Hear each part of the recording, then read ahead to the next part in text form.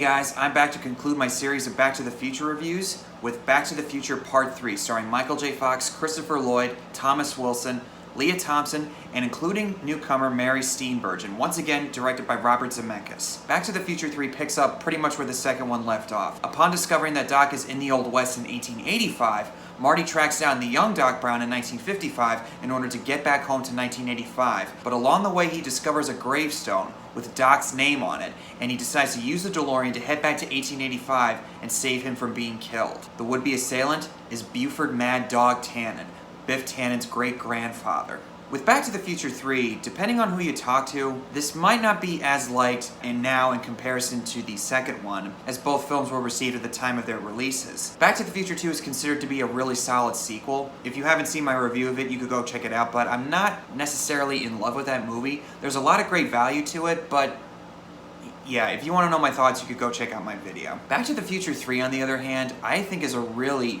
good sequel to the first one. As far as I'm concerned, this is my favorite sequel in the trilogy, post Back to the Future Part 1. This movie is a little bit iffy with certain people. My own sister doesn't really like this movie too much, and some of my coworkers aren't really fond of it either. And hey, you know what? There's nothing wrong with that. Everybody has their opinions. But seriously, this movie, just like the first one, it's not a hateable movie at all.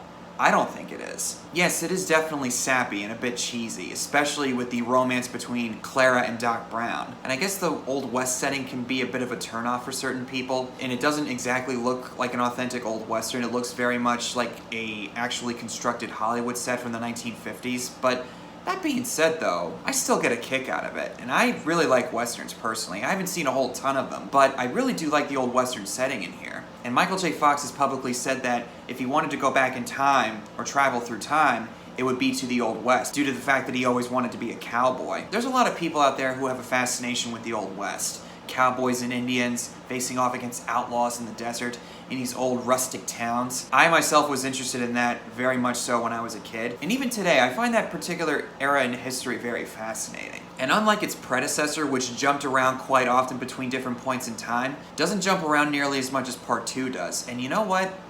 It's actually kind of refreshing.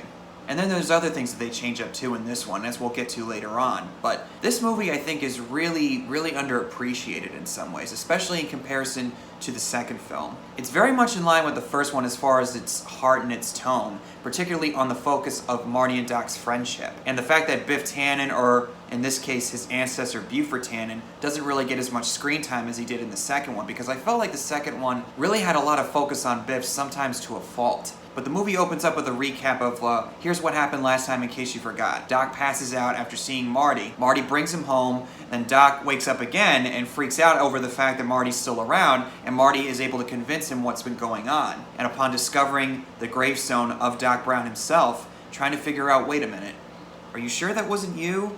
Maybe there was another Emmett Brown back in 1885. But then they find a picture of the actual Doc Brown, and Marty decides, you know what, I'm going back there to 1885 and I'm getting you out of there. Seeing the 1955 Doc Brown in this part is really good stuff, because Christopher Lloyd once again is just hilarious, and he adds so much humor to this movie, and particularly when he turns around and sees Marty again in his house.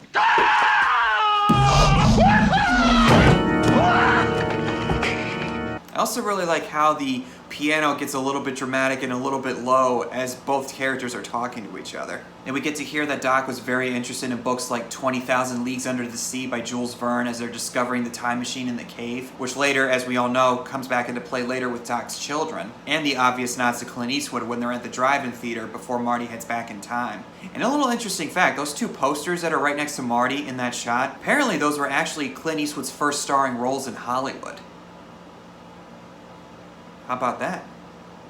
So he travels back to that year in the DeLorean, crossing paths with a group of Indians that are being chased by US cavalry members. And even though it's really short, I really like this sequence because, first of all, Alan Silvestri's music is a million times better in this one than it was in the previous one. It feels very grand and exciting with its old Western flair, while at the same time, later on in the movie, still retains his classic theme from the first one. On top of that, the cinematography in this scene, it feels like a big grand Western adventure and a throwback to Western films from the 50s and 60s. So Marty ends up hiding the DeLorean in the cave and stumbles upon his ancestors, Seamus McFly, his great-great-grandfather, and his wife, Maggie McFly, played by Leah Thompson, who doesn't really have that much to do in here, and it's more like a full circle moment since she's in all three of these movies. And she's really in here to complete this joke where Marty wakes up in a state of confusion like, wait, what? 1955. 27th floor! Ah! Ah! McFly Farm! Ah! Some people might find that too unoriginal, but with any piece of fiction, it's poetry. It rhymes. It's part of the Back to the Future formula. And it's a good scene too, because Marty gets to meet his young great-grandfather, William McFly, the first in his family to be born in the United States. And there's a moment where Seamus is talking with his wife, who's a bit unsure of Marty. Look how the Bobby takes to him. Little Will never takes to strangers.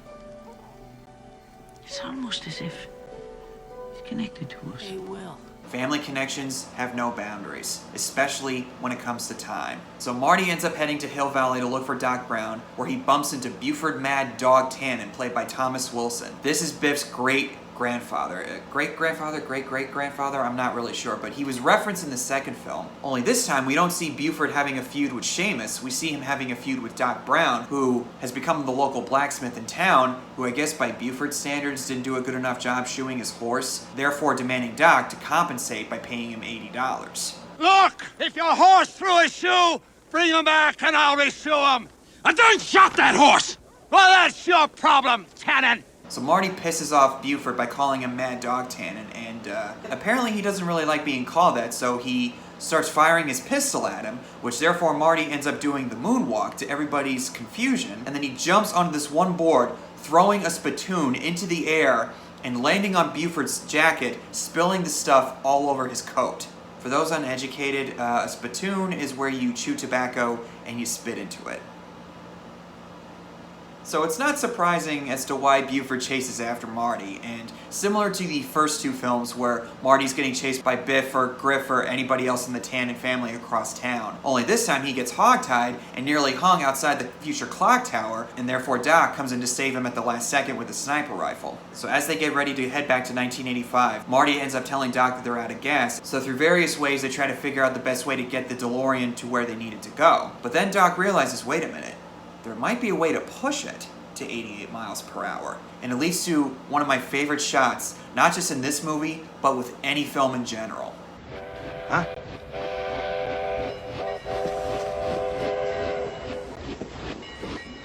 Oh my God, I love it. I love it! So Doc comes up with a plan to steal the locomotive and have it pushed over to the certain area called Shonash Ravine, which is later called Clayton Ravine in 1985. But the bridge is incomplete at this point. Doc insists that in 1985 it is complete, so there's no need for Marty to worry. And almost immediately they discover this woman in a horse-drawn wagon being carried away recklessly. Doc chases after her and saves her from falling into the ravine, and then upon seeing her, falls in love with her instantaneously, which is reciprocated. The woman being Clara Clayton, the name that we saw on the tombstone earlier on. As a kid, I didn't really like the romance too much, and I found Clara just boring and unnecessary and so cliched. But now that I'm older, I really like this romance, and I think that, yeah, it is a bit cliched, but the chemistry and the bond that forms between her and Doc, it's really, really strong, and you feel the connection between these two, and at least for me, I don't really want these two to break up. And apparently once before, Christopher Lloyd and Mary Steenburgen had worked together on a previous project, and when she was asked to join the movie by Zemeckis, her children, who were fans of the first two movies, were really ecstatic. They were like, please Mom, please be in the movie. She really had no other choice. She couldn't say no. And I think she's a welcome addition to the cast. She doesn't feel like a typical damsel in distress. She's a very capable woman, especially when she stands up to Buford Tannen at that dance party. I believe you've underestimated me, mister. What have I now? And upon hearing the two strangers on the train talking about Doc, she goes after him when they're on the train, and without being like, oh my God, I'm gonna die, even though that happens later on at the climax before they hit the bridge, she's climbing over this train onto the tender, off of the horse. I feel like if anyone else had made this movie, you wouldn't see Clara doing any of those things. And with Doc being in love with Clara, and actually being distracted from what they're supposed to be doing, I really like the role reversal between Marty and Doc. Whereas in the first two films, Marty was the one screwing up the time stuff. Marty at this point is much more mature, and he's seeing what Doc is doing. Now he's the one trying to keep Doc in line. You could argue that maybe Marty doesn't have a whole lot to do in this one, but his arc in this film I think is really well done because of his problem being called chicken as it was established in the second film. Once again, he's called a name by Buford Tannen when he confronts him at the party, so they challenge each other to a duel on the morning that Marty and Doc are supposed to go back to the future. Seamus and Maggie come in and scold Marty for it, saying, wait a minute, you could have just walked away and nobody would have thought less of you for that. But then he says, you know what, my brother was the same way. That's how he got a Bowie knife shoved through his belly at a saloon in Virginia City. Never considered the future, poor Martin, God rest his soul. Watching Marty's reaction in that scene, I think is pretty clear with him realizing, you know what, maybe he's right. Maybe I should just let it go. And then Doc says a similar thing to Marty later on. That's what's going to cause you to get into that accident in the future. I only touched on it a little bit, but Buford Tannen, played by Thomas Wilson, is really entertaining. And I think it's much more funnier than Biff was in the first two films. It has some of the best lines in this film. If you ain't here, I'll hunt you and shoot you down like a duck. It's dog, Buford. Shoot him down like a dog. Let's go, boys! Let these sissies have their party! Kevin! An idiot and a wuss. Hey, I guess it runs in the family. I said that's 10, you gutless yellow pie slinger! And that's a great scene where Marty's trying to wake up Doc from being hungover, and everybody's trying to goad him into going out and challenging Buford, but then he decides, I don't care what he says, and I don't care what any of you guys say either. And that little look on Seamus's face where he realizes, yeah, I got through to him. Now he understands. And the part where Doc is hungover from that one shot of whiskey, in about 10 minutes, he's gonna be as sober as a priest on Sunday.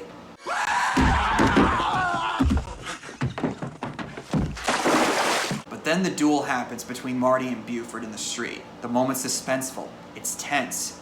Buford yells out, draw. Marty says no. He drops his pistol on the ground saying, I thought we could settle this like men. You thought wrong, dude. But then something doesn't feel right. Marty kicks the gun away, and everybody's amazed. Like, wait a minute.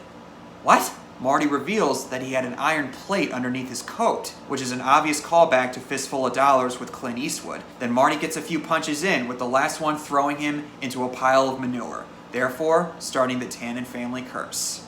And the tombstone in the picture that Marty took earlier, which is a similar plot device that we saw in the first film with Marty and his siblings slowly disappearing out of existence. Now that Marty's no longer the one to be killed, and neither is Doc, the tombstone disappears. Their future is now secure. And then we get to probably the best sequence in the film. Marty and Doc head off to chase the train, steal it, and use it to push the time machine. Everything about this sequence, from them getting onto the train, switching the track, heading off onto the other track, using the combustible logs, which makes the train go faster and therefore more susceptible to explosion, Marty calling out the speed on the train and the car, this whole sequence is thrilling.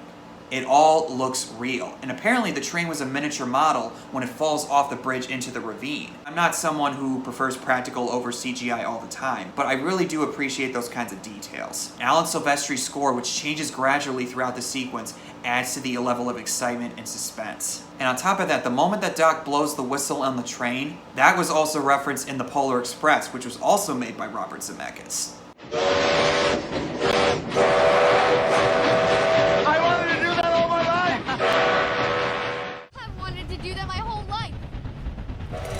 And even the moment where Clara stops the train using the emergency brake, it's just like the boy doing it in the Polar Express as well. Particularly this shot when the cowcatcher gets right in front of the camera. So once the final log explodes and Clara's hanging on by a thread on the side of the train and Doc is holding on to one railing, Marty pulls out the hoverboard, tosses it to Doc, who uses it to save Clara. But then they leave Marty behind, being the only one to travel back in time to 1985. So Marty arrives back, only then to jump out at the last second before an oncoming freight train destroys the DeLorean. And this is what Doc wanted due to all the changes that were done in the timeline as a result of him creating the time machine. This scene's really hard for me to watch because this car, not only is it cool looking and it's something that I've always wanted to drive, But throughout this trilogy, similar to the Millennium Falcon in Star Wars, it almost feels like its own character. And the changes in its look that it has throughout all these three movies, it feels so unique, and it's probably the most iconic part of this trilogy. Like, when you think of Back to the Future, not just of Marty and Doc, but you also think of the DeLorean. It's impossible not to. So Marty heads back to his house and discovers that his family's all back to normal. Then he grabs his truck and finds Jennifer. Later tells Marty about 2015, thinking that was it a dream or was it real? Only then does Needles, played by Flea from the Red Hot Chili Peppers band, show up in his truck and challenges Marty to a race. Marty says no, and Needles goes, "What's the matter? Chicken?" With The Power of Love playing on the car radio, which also, by the way, at that dance party, that was ZZ Top as the band in a cameo. But anyway, Marty looks like he's about to take on the challenge. Jennifer tells him no. Needles takes off, Marty goes in reverse, decides that he no longer has to prove himself. And then from afar, they see the Rolls Royce coming out, with Needles almost hitting it, and therefore, Marty's future is altered for good. Then they later head over to the wreckage site of the DeLorean. Marty's feeling a bit depressed and down about not seeing Doc again anymore. But then all of a sudden,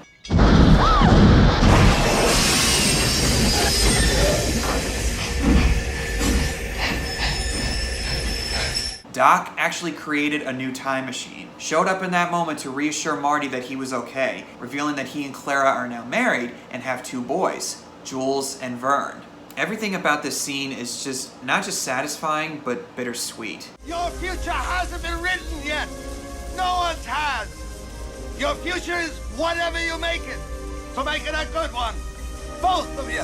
Then Doc and his family take off on the train through another time jump, and therefore the movie and the trilogy ends. That being said about the train, when you really think about it, how was he able to make that train into a time machine in supposedly 1885 with very limited technology? Hey, look, he came back for one last scene to tell Marty that he was okay, so I don't think it really matters. Like with its predecessor, there's things in this movie that you can complain about. This is a follow-up to the successful first film, Back to the Future, so any sequel that comes up after that, it's bound to be littered with issues. And this movie, like the second film, is no different. But that being said, as I've stated throughout this review, I think that this is the best sequel that's followed up the original. Even though I do like the second film, I think that this sequel is superior. And if you're not a fan of it, well, you can have that opinion, but I honestly feel sorry for you.